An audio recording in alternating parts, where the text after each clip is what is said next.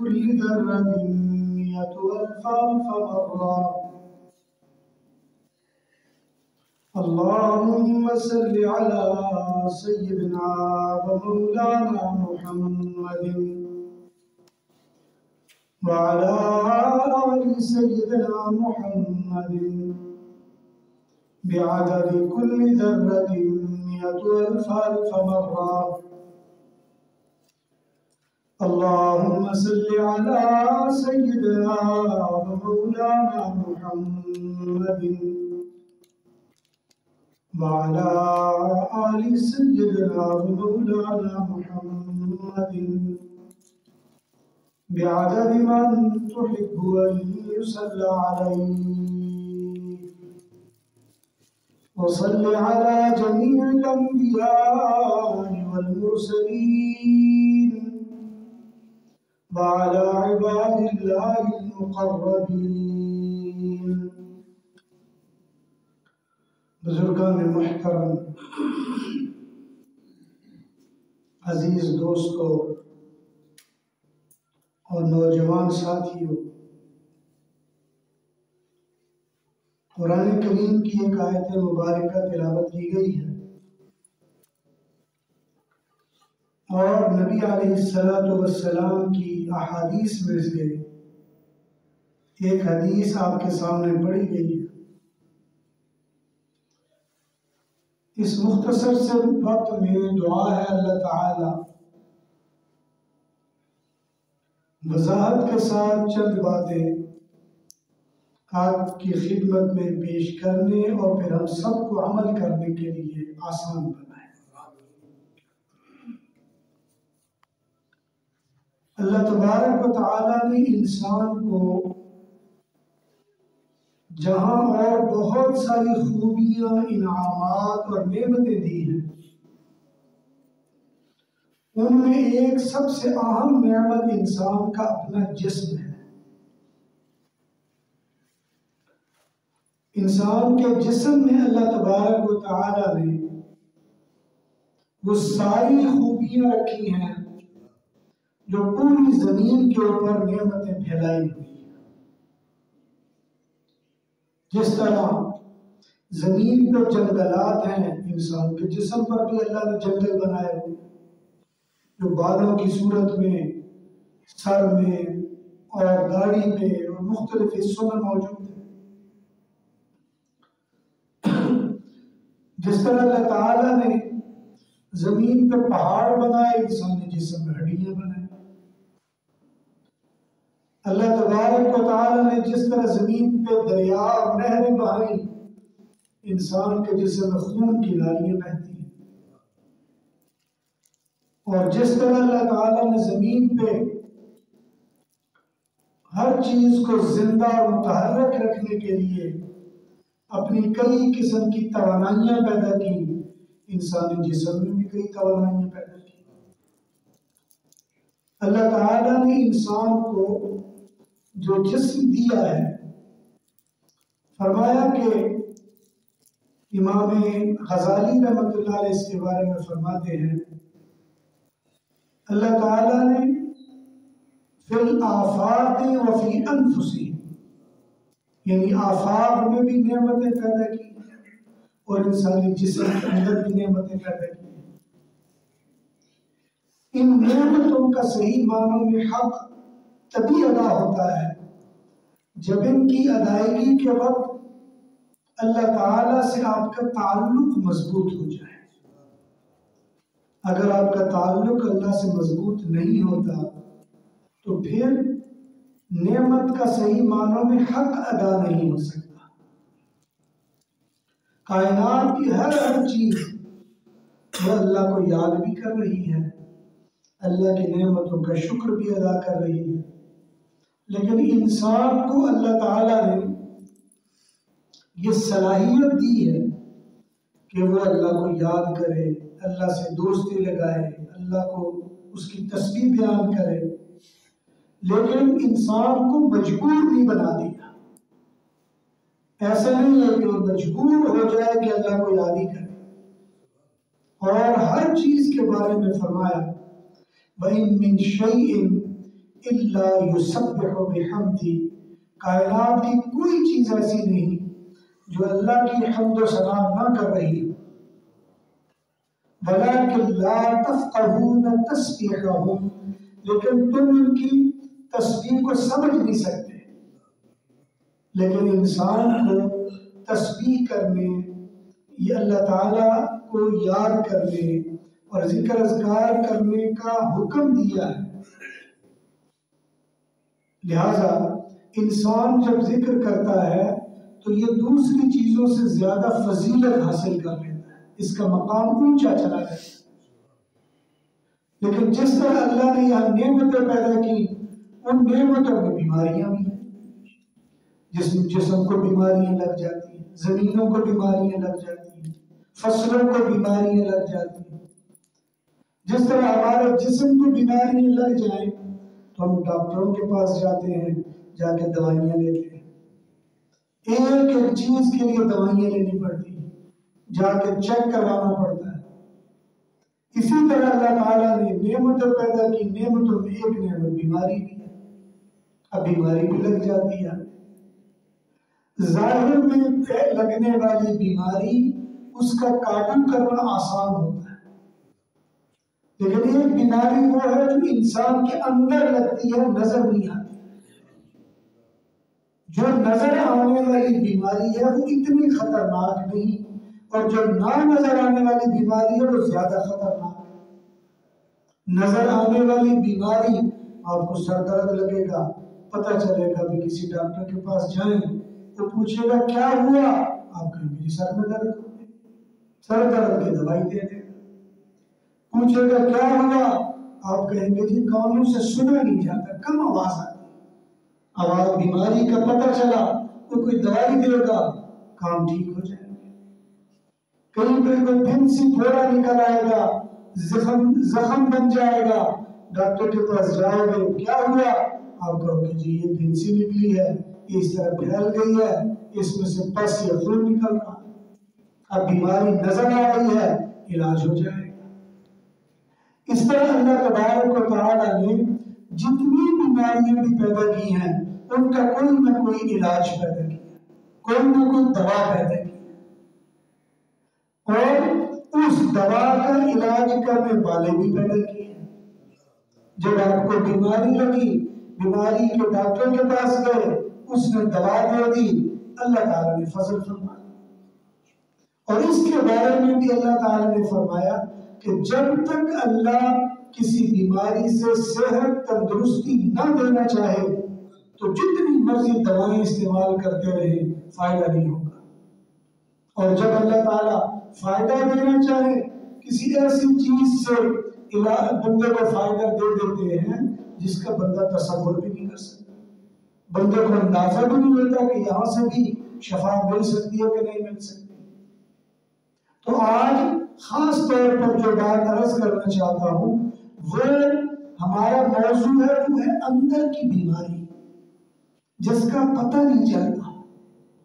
آپ کو سر درد کا پتہ چل جائے گا، آنکھ درد کا پتہ چل جائے گا، جسم کے زخم کا پتہ چل جائے گا، آنکھوں کی بیماری، دانتوں کی بیماری کا پتہ چل جائے گا، لیکن جو اندر کی بیماری ہے، جو انسان کی روح کو بیماری لگتی ہے، اس کا پتہ نہیں چلتا۔ اور ان بیماریوں کا نام ہے حسد، اس کا نام ہے عجب، اس کا نام ہے تکبر، اس کا نام ہے کینہ، اس کا نام ہے ریاکاری، اسی طرح اور بیماریاں ہیں۔ یہ وہ بیماریاں جس کا آپ کو پتہ نہیں چل سکتا، ہمیں پتہ ہی نہیں چل سکتا کہ ہمیں وہ بیماری لگی بھی ہوئی ہے یا نہیں۔ اور یہ وہ بیماریاں ہیں جب کسی آدمی کو لگ جائیں تو یہ انتہائی خطرناک ہوتی ہے۔ حدیث مبارکہ میں ہے، نبی علیہ السلام نے فرمایا جب کوئی آدمی گناہ کرتا ہے تو فرشتے اس کے دل کے اوپر ایک داغ لگا دیتے ہیں، پھر گناہ کرتا ہے پھر ایک اور داغ لگا دیتے ہیں، پھر گناہ کرتا ہے پھر ایک اور داغ لگا دیتے ہیں، پھر گناہ کرتا ہے ایک اور داغ لگ جاتا ہے، حتیٰ کہ پورے کا پورا دل اس کا ان داغوں سے سیاہ ہو جاتا ہے۔ جب دل سیاہ ہو جاتا ہے تو پھر انسان کو کوئی نیکی کی بات اچھی نہیں لگتی، کوئی تلاوت قرآن، کوئی نماز، کوئی ذکر، اس کا مزہ نہیں آتا، بندہ سمجھتا ہے بس روٹین ہو رہی ہے، فارمیلٹی پوری ہو رہی ہے، نصیحت اثر نہیں کرتی، ڈراوا اثر نہیں کرتا۔ جتنا مرضی کوئی بندہ تقریر کرے مرنے کے بعد یہ ہوگا یہ ہوگا، بندے کے کان ایک سے اندر آواز جاتی دوسرے سے باہر چلی جاتی۔ آدمی انہیں کاموں میں مشغول رہتا ہے جن کاموں میں اسے فائدہ نظر آتا ہے، جس بیماری کا اثر پتہ چلتا ہے، جو تکلیف بندے کو مصیبت میں ڈالتی ہے، جس کی وجہ سے بندے کے لیے تنگی پیدا ہو جاتی ہے، اس سے انسان ڈرتا ہے۔ لیکن ایسی بیماری جو دیکھی نہیں جا سکتی، جو بتائی نہیں جا سکتی، جو سنی نہیں جا سکتی، جس کے بارے میں ہم کسی کو کہہ نہیں سکتے، کوئی ہمیں نہیں کہہ سکتا، ایسی بھی بیماری خطرناک ہے کہ آپ جب ذکر کرتے ہو تو اس کا اثر نہیں ہوگا۔ بالکل ایسے ہی سمجھ لیں جیسے معدہ خراب ہو جائے تو آپ چاہے سونے کے کشتے بھی کھاتے رہیں تو فائدہ نہیں ہوگا، چاندی کے کشتے بھی کھائیں تو فائدہ نہیں ہوگا، فولاد کے لوہے کے کشتے بھی کھائیں تو فائدہ نہیں ہوگا۔ ان چیزوں کے فائدے کے لیے ضروری ہے کہ معدہ ٹھیک ہو۔ جب معدہ ٹھیک ہوگا تو پھر آپ سکی روٹی بھی کھائیں گے تو فائدہ ہو جائے، آپ دال بھی کھا لیں گے تو فائدہ ہو جائے۔ بلکہ کئی فقیروں کے معدے تو اتنے تیز ہوتے ہیں، آپ نے بھی دیکھا ہوگا یوٹیوب پر ایسے واقعات، کوئی فقیر ہے تو روٹی سے اٹھا کے کھا، کئی مرتبہ ایسے لوگ دیکھے ہوں گے کہ وہ بھوکا ہے اور گندا بدبودار کھانا کھا رہا ہے، معدہ اتنا تیز ہے کہ وہ سب کچھ سب برابر کر کے آگے کرتا ہے۔ کئی لوگوں کا معدہ اتنا تیز ہوتا ہے کہ اس کو خراب کھانے کا، سخت کھانے کا، کچے کھانے کا پرواہ نہیں ہوتی، بس کھایا ہے کیا۔ لیکن بعض لوگ ایسے ہوتے ہیں کہ معمولی سے نمک زیادہ ہوا، انہوں نے کھایا تو بلڈ پریشر اوپر، اگر انہوں نے میٹھا زیادہ کھا لیا تو پھر بلڈ پریشر ہو گیا۔ اسی طرح کوئی نہ کوئی بیماری انسان کو لگ جاتی ہے۔ کئی لوگوں کو پتہ ہے کہ جی یہ چیز کھا لو جو شوگر ہے، یہ کھا لو کہ جی یہ۔ تو جس طرح آج کل کینسر کی بیماری ہے، کینسر کی بیماری کا بھی علاج ہے، اس کا بھی علاج کیا جا سکتا ہے، لیکن جو انسان کے اندر روحانی بیماریاں لگتی ہیں، یہ جب تک اس کا علاج نہ ہو اس کا فائدہ ہی نہیں ہوتا، اور اس کا علاج کرنے والے عام طور پر ملتے نہیں۔ جو پہلے علاج کرنے کا کام کیا کرتے تھے، آج ان کی اولادیں وہ تعویذ فروش بن گئے، انہوں نے تعویذ بیچنے کا دھندا بنا دیا۔ جن کو پرانے وقتوں میں ہم کہا کرتے تھے پیر صاحب، اور ان کے پاس جاتے تھے، ذکر اذکار کرتے تھے، ان کی صحبت میں بیٹھتے تھے، ان سے مسئلہ پوچھتے تھے، ان سے ذکر پوچھتے تھے، دل میں نور پیدا ہو جاتا۔ اور یہ بڑے بڑے لوگ تھے، اور ہر زمانے میں ہر علاقے میں ایسے لوگ گزرے، لیکن آج کے زمانے میں آج کوئی ایسا ملتا ہی نہیں۔ آج پیر بھی وہ ہیں جو پیسے کے طلبگار بن گئے، جب آپ آئیں گے تو کیا لے کے آئیں گے، جب آپ جائیں گے تو کیا دے کے جائیں گے۔ ایک پیر صاحب میرے دوست وہ ایک دن بڑی خوبصورت بات کہنے لگے ہم تو ایسے پیر ہیں، ہمارے پاس کوئی آئے نا اور وہ جیب میں سے کوئی چیز نکالے اپنی، تو ہم سمجھتے ہیں کچھ ہدیہ نکال کے ہمیں دینے لگا ہے۔ تو آج ہماری نظر تو لوگوں کی جیبوں پہ ہوتی ہے، وہ جب یہ آیا تو اندر سے کون سا نوٹ نظر آ رہا ہے، وہ 1000 والا ہے، 5000 والا ہے، پھر اس حساب سے ہمارا بھی اپنے مریدوں کے ساتھ تعلق بنتا ہے۔ کسی کی جیب موٹی ہے تو ہم کہتے ہیں یہ بڑا اچھا مرید، اگر کوئی ایسے دے کے جائے تو ماشاءاللہ دل باغ ہو جاتا ہے، اس کے بارے میں زبان سے ایسے ایسے کلمات نکلتے ہیں کہ واہ جی یہ تو کمال آدمی، وہ چاہے دنیا کے 2 نمبر کام کرنے میں ماہر ہو، لیکن ہمیں جب وہ پیسے ختم کرتے ہیں واہ جی یہ تو جنتی ہے۔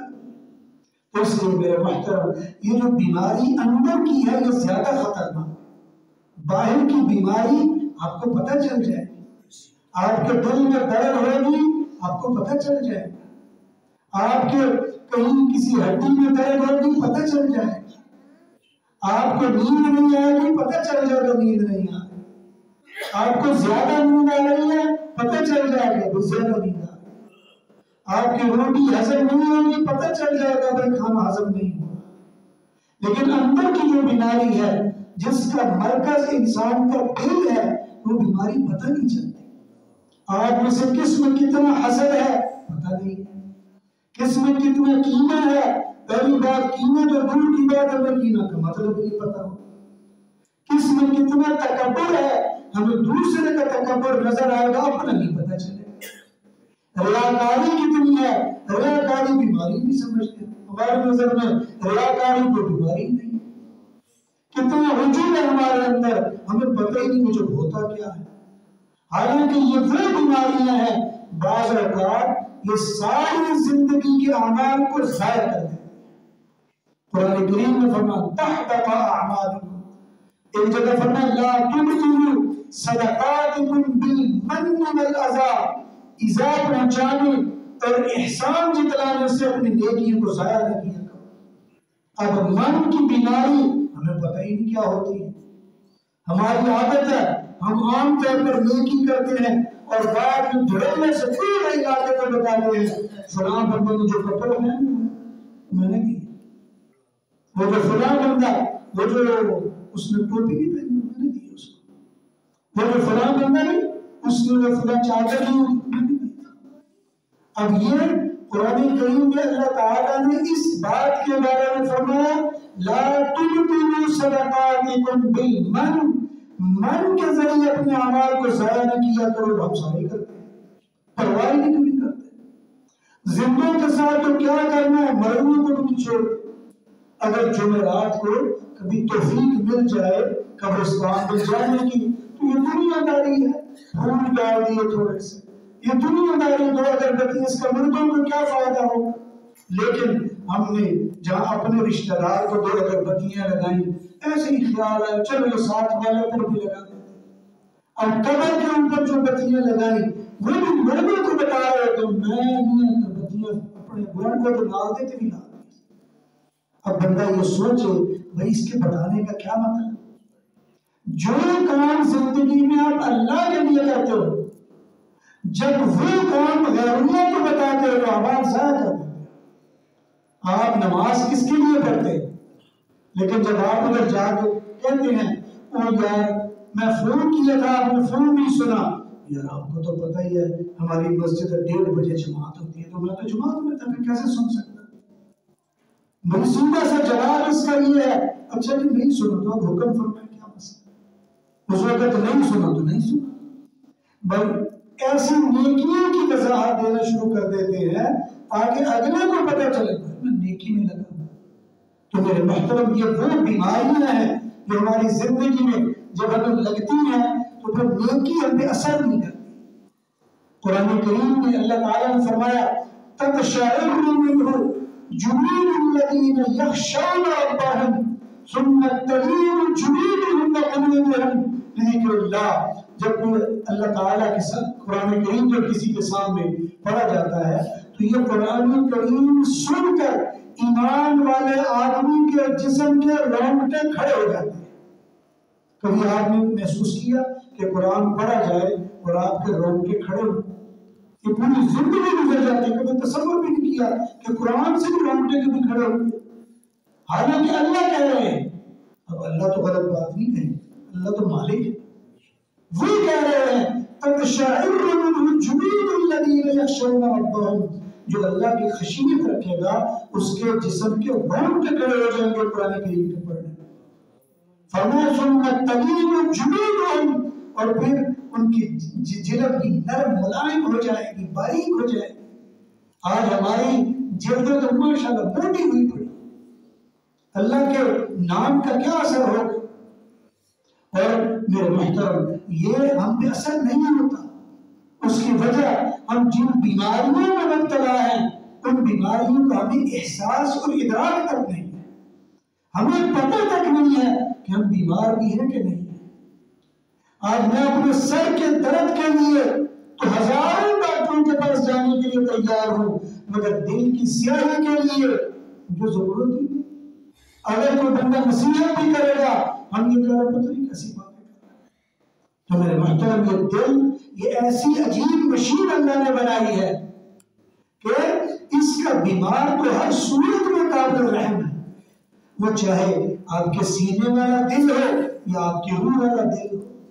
یہ دل روحانی دل بھی ہوتا ہے، یہ سینے والا دل بھی ہوتا ہے۔ یہ سینے والے دل کا کام کیا ہے؟ یہ 1 منٹ میں کتنی بار حرکت کرے گا، یا آپ کی نبض دیکھ کے ڈاکٹر بتائے گا جی 70 بار ہونی چاہیے، جی 90 بار ہونی چاہیے، جی 60 بار ہونی چاہیے، اتنی بار ہونی چاہیے۔ تو ڈاکٹر مشینیں آپ کو بتا دیں گی آپ کے دل کی حرکت کتنی ہونی چاہیے اور کتنی ہو گئی، زیادہ ہو گئی کہ کم ہو گئی۔ لیکن محترم، اس دل کا کام کیا ہے؟ یہ دل وہ چیز ہے جس کے بارے میں ایک حدیث مبارکہ میں نبی علیہ السلام نے فرمایا کہ اللہ تعالیٰ نے فرمایا ما وسعنی ارضی ولا سمائی الا قلب عبد مؤمن، آسمانوں اور زمینوں کی وسعتیں مجھے اپنے اندر نہیں سما سکی، مگر بندہ مومن کا دل مجھے اپنے اندر سما سکا۔ یہ بندہ مومن کا دل ہے جہاں اللہ بھی آ جاتے ہیں۔ اسی لیے حضرت سلطان باہو رحمۃ اللہ تعالی علیہ وہ فرمایا کرتے تھے کہ بنی اسرائیل میں اللہ تعالیٰ نے چند لوگوں کو موسیٰ علیہ السلام کی ذریعے کوہ طور پر بلا کر اپنی تجلی کا اپنا نظارہ کروایا۔ امت محمدیہ کے ہر بندے کے سینے کو اللہ تعالیٰ نے کوہ طور بنا دیا ہے، ادھر دھیان کر کے تو دیکھ لیں۔ لیکن ہماری حالت ہے ہمارا دھیان نہیں، ہمارا دھیان نہ اللہ کی طرف ہے نہ اپنی طرف ہے۔ ہماری حالت وہ بن گئی، حضور اکرم صلی اللہ علیہ وسلم جب وہ مشرکین اور ان لوگوں کو دین کی طرف بلاتے اور ان کو سمجھاتے کہ یہ قرآن ہے، یہ پڑھو یہ پڑھو، اور وہ آگے سے کیا کہا کرتے تھے؟ کہتے کلا بل ران علی قلوبہم، اے محمد یہ جو باتیں تو کر رہا ہے یہ ہماری سمجھ سے بالا ہے۔ کیوں نہیں؟ اس لیے کہ ہمارے دلوں کے اوپر تو زنگ لگ گیا ہے۔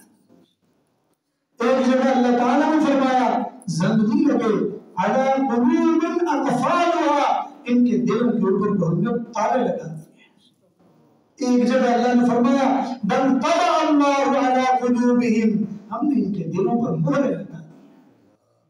میرے محترم، جب دلوں پر مہر لگ جائے، جب تالے پڑ جائیں، جب دلوں پر زنگ لگ جائے، پھر اللہ کا نام اثر نہیں کرتا اور پھر بندے کو عبادات میں مزہ نہیں آتا۔ حضرت مجدد الفسانی رحمۃ اللہ علیہ نے مکتوبات میں لکھا ہے کہ کاش ان لوگوں کو قرآن کریم کے ترنم کا پتہ چل جاتا کہ یہ مالک نے کتنی خوبصورت اور مترنم کتاب نازل کی ہے، یہ دنیا کے سارے میوزک کو توڑ کر پھینک دیتے اور دور کر دیتے۔ ہمیں تو قرآن کے ترنم کا نہیں پتا۔ قرآن کریم وہ کتاب ہے جب اسے پڑھا جائے تو اللہ تعالیٰ روحانی فائدہ تو دیتے ہی دیتے ہیں، یہ تو ذہنی اور جسمانی فائدوں کا کام ہے۔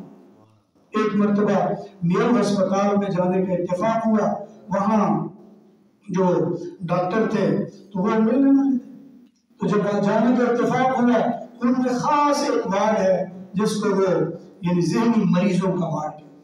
جب میں وہاں گیا تو مجھے وہ ساری چیزیں وزٹ کرا کے مجھے کہنے لگے جی یہ ہم نے خاص نظام بنایا ہے۔ لیکن جی یہ کیا نظام ہے؟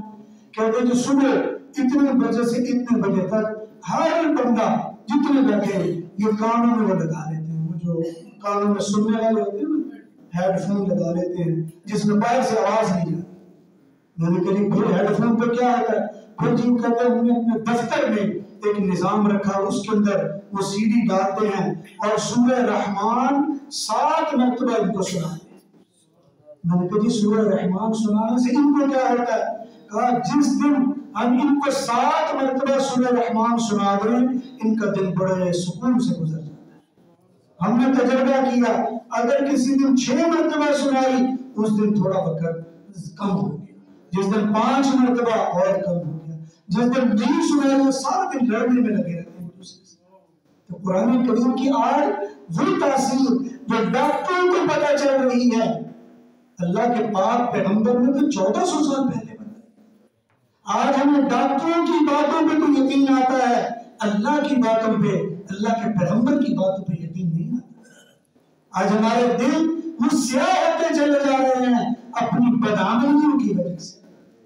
اور ایک جگہ تو یہاں تک فرمایا، مشائخ نے لکھا ہے کہ سب سے بڑا انسان کا گناہ، ہم تو سمجھتے ہیں گناہ چوری کر لی، کسی کو کوئی مار دیا، کسی کو کوئی ڈاکہ ڈال دیا، فرمایا کہ سب سے خطرناک گناہ وہ ہے کہ جو آدمی اللہ سے غافل ہو جائے۔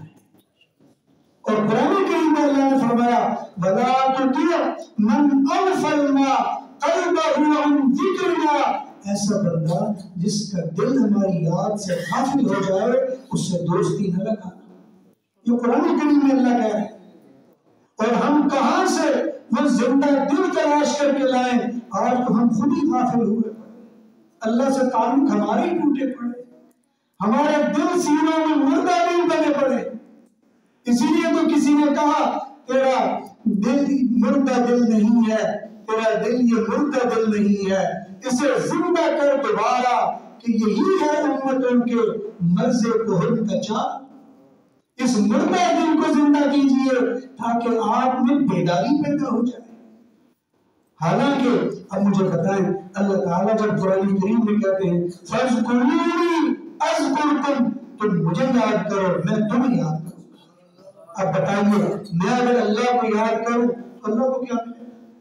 ساری دنیا اس کو یاد کرتی ہے، پوری کائنات اس اللہ کو یاد کر رہی ہے، تو اللہ تعالیٰ کو کیا ملے گا؟ لیکن حدیث مبارکہ میں نبی علیہ السلام نے فرمایا کہ جب تم اللہ کو یاد کرو اذکرکم، اللہ کہتے ہیں میں تمہیں یاد کروں گا بمغفرتی وقربی، اپنے قرب کے لحاظ سے تمہیں یاد کروں گا، اپنے قریب کروں گا، مغفرت کے لحاظ سے یاد کروں گا، تمہیں معاف کروں گا۔ اور جب آپ کی زبان سے کلمہ نکلتا ہے اللہ، جب آپ کی زبان سے کلمہ نکلتا ہے سبحان اللہ، جب آپ کی زبان سے کلمہ نکلتا ہے لا الہ الا اللہ، جب آپ کی زبان سے کلمہ نکلتا ہے اللہ اکبر، جب آپ کی زبان سے کلمہ نکلتا ہے لا حول ولا قوت الا باللہ، یہ 5 کلمے ہیں۔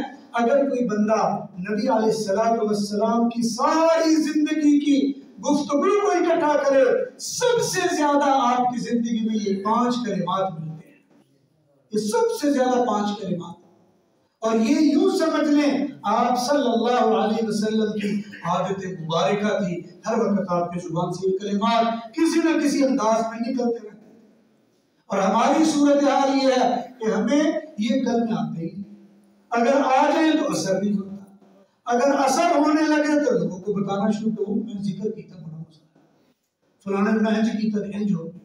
حالانکہ یاد رکھیں اندر کی بیماری کا علاج کر کے لوگوں کو نہیں بتانا ہوتا، اس لیے کہ جب آپ کے اندر کی بیماری کا علاج ہوگا اللہ آپ کو اپنے قریب کر لے گا، اور جب اللہ آپ کو اپنے قریب کریں گے تو اللہ تبارک و تعالیٰ آپ کے لیے دنیا میں عزت، قبر میں نور، حشر میں آپ کے لیے اونچا مقام اور جنت میں اعلیٰ درجات آپ کے لیے مقرر کر دیں گے۔ جب اللہ آپ سے راضی ہو جائیں گے تو پھر تو مسئلے ہی ختم ہو جائیں گے۔